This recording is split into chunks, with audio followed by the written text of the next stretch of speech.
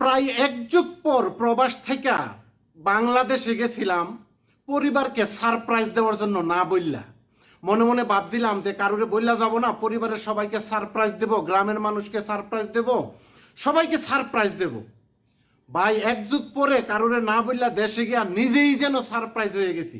কারণ কি জানেন, যেদিন বাড়িতে গেলাম, বাড়িতে পৌঁছানোর পর ওই গিয়া দেখি ছোট ভাইয়ের বিয়া। ওই দিন সবার সাথে কথাবার্তা বললা, ঘরের মধ্যে ঢুকলাম।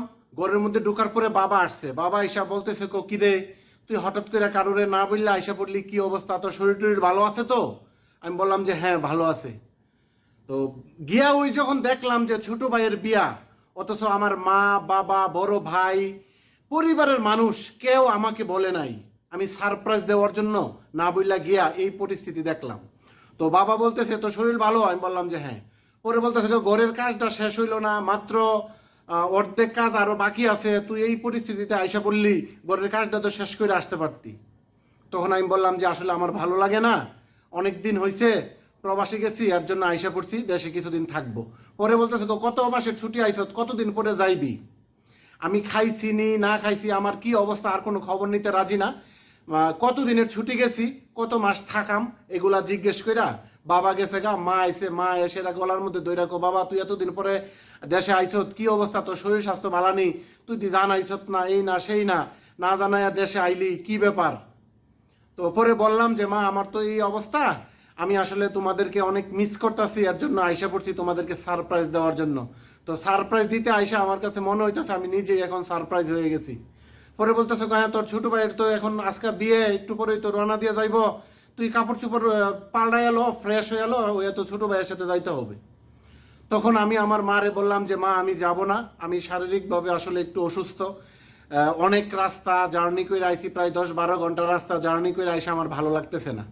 সবাই যার যার মতো করে ছোট বাইরে নিয়ে সাজাইয়া সুন্দর করে চইলা গেছে, মা ছাড়া সবাই চইলা গেছে।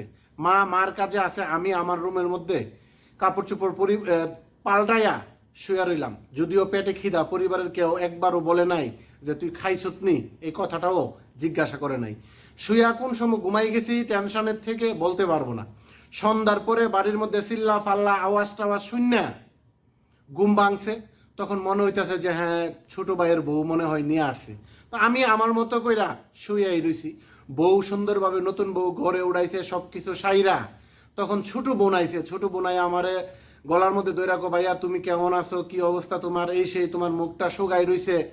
তো মা যেই জিনিসটা বুঝতে পারে নাই আমার বেলা, আমার ছোট বোন সেই জিনিসটা বুঝছে। বুঝা বনে গিয়া প্লেটটা ভাত আনছে, ভাত আইন না আমার নলা তুললা বনে খাওয়াই দিয়া বোন গেছে। যাওয়ার পরে কতক্ষণ পরে যখন রাত্র হয়ে গেল, ঘুমের প্রায় কাছাকাছি সময়, তখন মা, ওই ছোট ভাই, তারপর বাবা, বোন, বড় ভাই, এরা আমার রুমে আসছে। আসার পরে আমি শোয়ার থেকে উঠলাম। ওঠার পরে আমারে বলতেছে যে তুই কি কি আনছ, প্যাকেটগুলা খুলুস না। তো আমার বাবা এই প্রশ্নটা করছিল। পরে বললাম যে এটা কি আজকে খোলাটা খুব জরুরি? তখন বড় ভাই বলতেছে যে তুই আমরা লেগে কি আনছত, কি আসুবিস, আমরা দিতি না, খুলতাম না, খুলি এগুলা দেখি কি কি আনছত, এই সেই এরকম কিছু বলতেছে। তখন আসলে আমি কষ্টটা সহ্য করতে না পাইরা বললাম যে আমি তো কার জন্য আনছি, আপনাদের জন্য আনছি না অন্য কারোর জন্য আনছি? তখন বড় ভাই বলতেছে যে আমাদের ফ্যামিলির জন্যই তো তুই আনবি, অন্য কারোর জন্য আর কি আনবি? তখন বললাম যে আপনারা কি আমার পরিবার? কেউ আর কথা বলে না। পরে বললাম যে ঠিক আছে, 2-3 দিন পরে আমি এগুলা খুলতে চাই, এখন খুলবো না, আমার মানসিক অবস্থাটা বেশি একটা ভালো না, আমার শারীরিক অবস্থাটা ভালো না, তাছাড়া রাত্রের বেলা এগুলা খুলবো না, খুললে দিনের বেলা খুলবো। এই কথাটা বলার পর সবাই মুখটারে কালো কইরা কইরা সবাই এখান থেকে আমার রুমের থেকে চইলা গেছে, ছোট বোন সারা।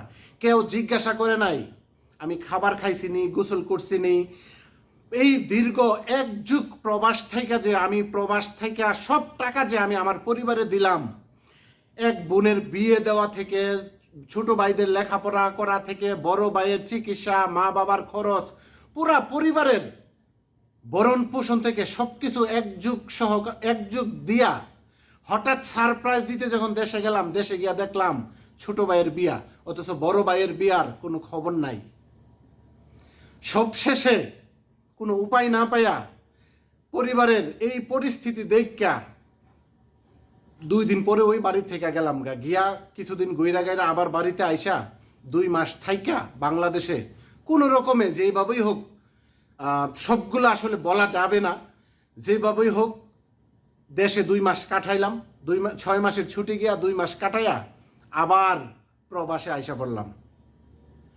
তো আমার প্রশ্নটা হচ্ছে সকল প্রবাসী ভাইদের কাছে, যারা আমার আজকের এই ভিডিওটা দেখতেছেন, আপনি যখন প্রবাসে আসবেন, যেদিন আসবেন ওই দিন থেকে আপনি আপনার নিজের ভবিষ্যতের কথা চিন্তা করেন, ফিউচারের কথা চিন্তা করেন। আপনি যদি পরিবারের বড় সন্তান হন, বা আপনি যদি পরিবারের একমাত্র উপার্জনের ক্ষমতা আপনার হয়, তাহলে আপনি প্রবাসে আইসা আপনার পরিবারে সব কিছু দেবেন আর মজা মারবে আরেকজনে। এইটা ওই ভাই বাস্তবতা।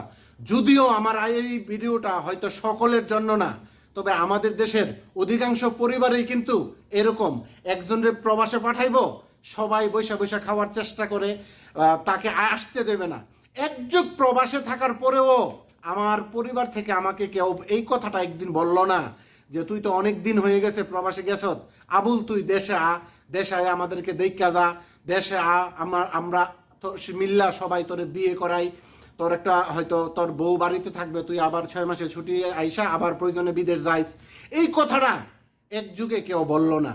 এর জন্য আমি বলি সকল প্রবাসী ভাইদেরকে, যে কথাটা আমি প্রতিনিয়ত বলি, আপনি যদি একজন প্রবাসী হয়ে থাকেন, হাতের দুটোটা কবজি কাইটটা আপনি আপনার সংসারে কখনো দিবেন না।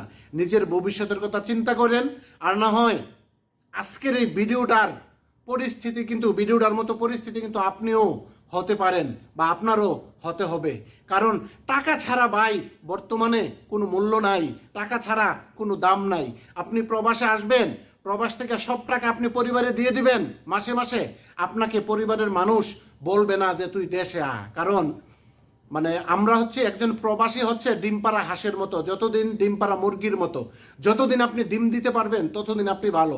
হঠাৎ করে যখন আমার মতো আপনি দেশে চলে যাবেন কাউকে না জানাইয়া, আর যদি কারোর জন্য কোনো কিছু না নেন, তাইলে সব কিন্তু হোপ করে থাকবে। তো ফ্রেন্ড, ভিডিওটা কাউকে কষ্ট দেওয়ার জন্য নয়, বাস্তব কিছু কথাই আমার আজকের ভিডিওটাতে তুইলা ধরলাম। সকল প্রবাসী ভাইয়েরা একটু সাবধানে থাকবেন। আপনি প্রবাসে আসছেন, আপনার যে বেতনের টাকাটা প্রয়োজনে আপনি 4 বন্ড করেন বা 3 বন্ড করেন। এক্সাম্পল স্বরূপ যদি আমি বলতে চাই, আপনি 30,000 টাকা বেতন পান, 10,000 টাকা আপনার খরচের জন্য রাখুন, 10,000 টাকা আপনি আপনার পরিবারে দেন, 10,000 টাকা আপনি আপনার ভবিষ্যতের জন্য জমা করুন। তাহলে আপনার ভবিষ্যৎ সার্থক হবে। আর যদি আমার মতো কপাল পোড়া আপনি হন, যা ইনকাম করছেন সব টাকা আপনি আপনার পরিবারে দিয়ে দিচ্ছেন, তাহলে কিন্তু আমার মতো সারপ্রাইজ দিতে গিয়া আপনি নিজেই কিন্তু সারপ্রাইজ হয়ে যাবেন।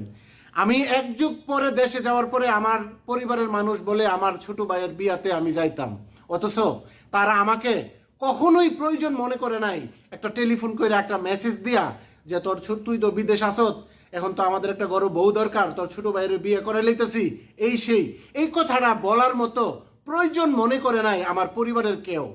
এর জন্য সকল প্রবাসী ভাইদেরকে বলি, নিজে সতর্ক থাকুন। আমার মতো কপালপুরা প্রবাসী আপনি হইয়েন না, সাবধানে থাকবেন। কোনো প্রবাসী ভাইয়ের জন্য আমার মতো পরিস্থিতি কারোর জীবনে আর না হয়, এর জন্যই মূলত আমার আজকের এই ভিডিওটা ছিল। জানি না ফ্রেন্ড আসলে কতটুকু বলতে পারছি, কতটুকু বুঝাইতে পারছি। এক প্রবাসী ভাইয়ের বাস্তব কাহিনীটা আমার আজকের এই ভিডিওতে তুইলা ধরলাম।